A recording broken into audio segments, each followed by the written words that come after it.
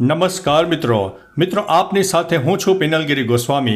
આજની વિડીયોમાં વાત કરીશું આજે તારીખ 4 મેથી લઈને 18 મે સુધી ગુજરાતમાં કેવું રહેશે હવામાન। અત્યારે જે હવામાનમાં પલટો આવી રહ્યો છે તેની પાછળનું મુખ્ય કારણ છે કે back to back west disturbance સક્રિય થઈ રહ્યા છે, જેના ભાગરૂપે તેને ગુજરાતમાં એક વાદળછાયું વાતાવરણ પણ જોવા મળી રહ્યું છે। અત્યારે મધ્ય ગુજરાતના અનેક ભાગો હોય જેમાં અમદાવાદ, ગાંધીનગર હોય, ઉપરાંત સૌરાષ્ટ્રના સુરેન્દ્રનગર, ખેડા અનેક વિસ્તારમાં આંશિક વાદળનો રાઉન્ડ છવાઈ ગયો છે અને કોઈ વિસ્તારમાં હળવા મધ્યમ વરસાદી ઝાપટા પણ થઈ રહ્યા છે। મિત્રો અત્યારે જ્યારે બેક ટુ બેક WD સક્રિય થયા છે, જેના ભાગરૂપે થઈને રાજસ્થાનના અનેક ભાગોમાં સાયક્લોનિક સિસ્ટમની અસર, પાકિસ્તાનના પણ અનેક ભાગોમાં સાયક્લોનિક સિસ્ટમની અસર, અરબી સમુદ્ર અને બંગાળની ખાડીના પણ ભેજવાળા પવનો ગુજરાતને મળી રહ્યા છે। ઉપરાંત મિત્રો લો ક્લાઉડ ફોર્મેશન પણ મળી રહ્યું છે। એ તમામ પ્રકારના પરિબળો છે જે ગુજરાતમાં કમોસમી વરસાદ લાવી રહ્યા છે। મિત્રો આને આપણે પ્રી મોન્સૂન એક્ટિવિટીનો વરસાદ પણ કહી શકીએ છીએ, કારણ કે હવે જ્યારે ચોમાસાને લગભગ 1.5 મહિના જેવો સમયગાળો બાકી છે ત્યારે પ્રી મોન્સૂન એક્ટિવિટીની ધીમે ધીમે શરૂઆત પણ થઈ જવા પામી છે। પરંતુ અત્યારે મિત્રો કહી શકાય કે મે મહિનામાં તો આપણે ભયંકર ગરમીનો અહેસાસ કરતા હોઈએ, પરંતુ અત્યારે વાદળછાયા વાતાવરણ છે, ગુજરાતમાં ચિંતાના સમાચાર જોવા મળી રહ્યા છે। હવે મિત્રો વધુ વાતો નહીં કરતા તારીખ પ્રમાણે જણાવીએ તો આજે તારીખ 4 મે થઈ ગઈ છે, તો આજે ગુજરાતના અનેક ભાગોમાં વરસાદની શક્યતા વધુ રહેલી છે।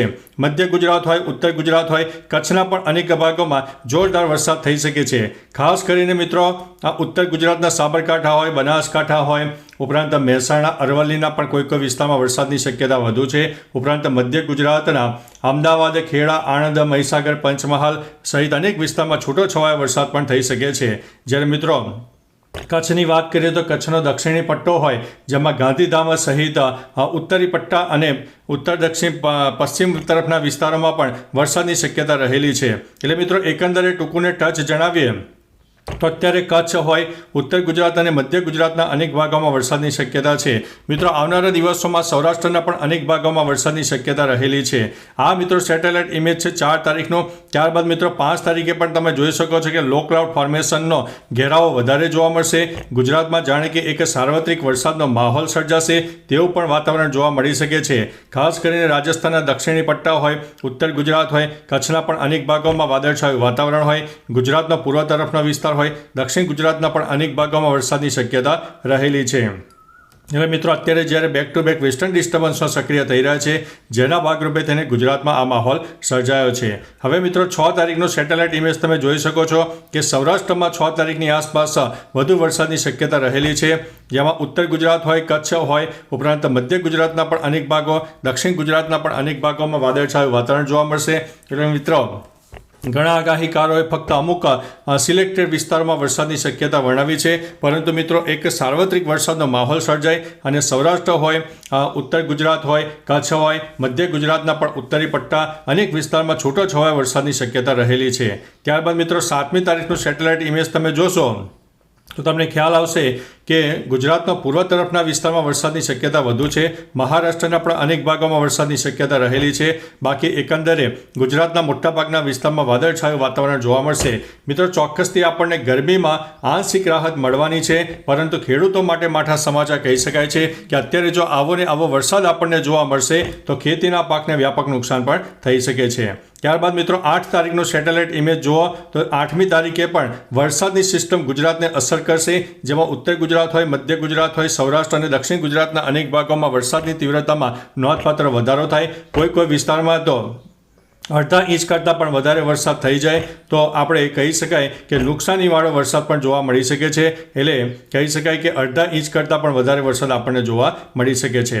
ત્યારબાદ મિત્રો સેટેલાઇટ ઇમેજની વાત કરીએ તો 9મી તારીખનું પણ સેટેલાઇટ ઇમેજ જોશો તો 9મી તારીખથી વરસાદની તીવ્રતામાં સામાન્ય ઘટાડો થશે, પરંતુ જે અત્યારે જે સિસ્ટમ જોવા મળી છે તેમાં ભેજ અને લો ક્લાઉડ ફોર્મેશન પણ સર્જાશે। એટલે સૌરાષ્ટ્ર હોય, ઉત્તર ગુજરાત હોય, કચ્છ હોય, મધ્ય ગુજરાતના પણ કોઈ ભાગો હોય, દક્ષિણ ગુજરાતમાં પણ તેની અસર રહેશે। એટલે મિત્રો ટૂંકુને ટચ ગુજરાતના મોટાભાગના વિસ્તારોમાં આ સિસ્ટમોની અસર આપણને જોવા મળશે। ત્યારબાદ 10 તારીખનું સેટેલાઇટ ઇમેજ તમે જુઓ તો 10 તારીખે કહી શકાય કે આ કચ્છના અનેક ભાગોમાં વરસાદની શક્યતા તીવ્ર જોવા મળશે। ત્યારબાદ મિત્રો 11 તારીખનો સેટેલાઇટ ઇમેજ જોશો તો સૌરાષ્ટ્રમાં તેની અસર અને કચ્છમાં પણ તેની અસર જોવા મળનારી છે। ત્યારબાદ મિત્રો 12મી તારીખનો સેટેલાઇટ ઇમેજ જોશો તો 12મી તારીખે પણ આપણને એક આંશિક વાદળોનો રાઉન્ડ જોવા મળશે. વરસાદની તીવ્રતામાં નોંધપાત્ર ઘટાડો થશે. 13મી તારીખના સેટેલાઇટ ઇમેજની વાત કરીએ તો 13મી તારીખે પણ આંશિક વાદળોનો રાઉન્ડ જોવા મળશે. વરસાદની શક્યતા થોડી ઘણી ઓછી થઈ જશે. ત્યારબાદ મિત્રો 14 તારીખનો સેટેલાઇટ ઇમેજ તમે જોશો તો તેમાં પણ આંશિક વાદળોનો રાઉન્ડ આપણને જોવા મળશે. એટલે આ વાદળોને આપણે વરસાદી વાદળો નહીં ગણતા, વરસાદની તીવ્રતામાં નોંધપાત્ર ઘટાડો થાય. ત્યારબાદ મિત્રો 15 તારીખે પણ થોડા વાદળો જોવા મળશે. 16 તારીખે પણ સામાન્ય વાદળછાયું વાતાવરણ જોવા મળે, પરંતુ જો લો ક્લાઉડ ફોર્મેશન સર્જાઈ જાય તો સૌરાષ્ટ્ર હોય, કચ્છ હોય, ઉપરાંત ઉત્તર ગુજરાતના પૂર્વ તરફના વિસ્તારમાં, દક્ષિણ ગુજરાતના પણ અનેક ભાગોમાં છૂટોછવાયો વરસાદ પણ થઈ શકે છે. ત્યાર મિત્રો 17 તારીખની વાત કરીએ તો 17 તારીખે પણ પાકિસ્તાન તરફ સર્જાતી સિસ્ટમના કારણે ગુજરાતમાં એક લો ક્લાઉડ ફોર્મેશન સર્જાય.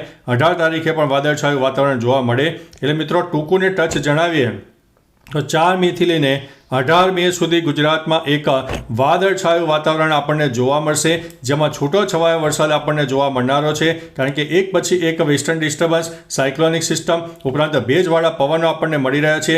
તમામ પ્રકારના પરિબળો એક કમોસમી વરસાદની શક્યતાને વધારે છે. એટલે આગામી દિવસોમાં આપણને 18 મે સુધીમાં છૂટો છવાયો વરસાદ મળે તો નવાઈની વાત નહીં. મિત્રો આપણે જે કંઈ મિત્રો ખેડૂત મિત્રો છે તેમની જણસ ખુલ્લામાં પડી હોય, માર્કેટિંગ યાર્ડમાં ખુલ્લામાં પડી હોય, અથવા તો માર્કેટિંગ યાર્ડમાં તમે વસ્તુઓ લઈ જતા હોય તો થોડું ઢાંકીને લઈ જજો, જેથી આપણને ભારે નુકસાની ન થાય.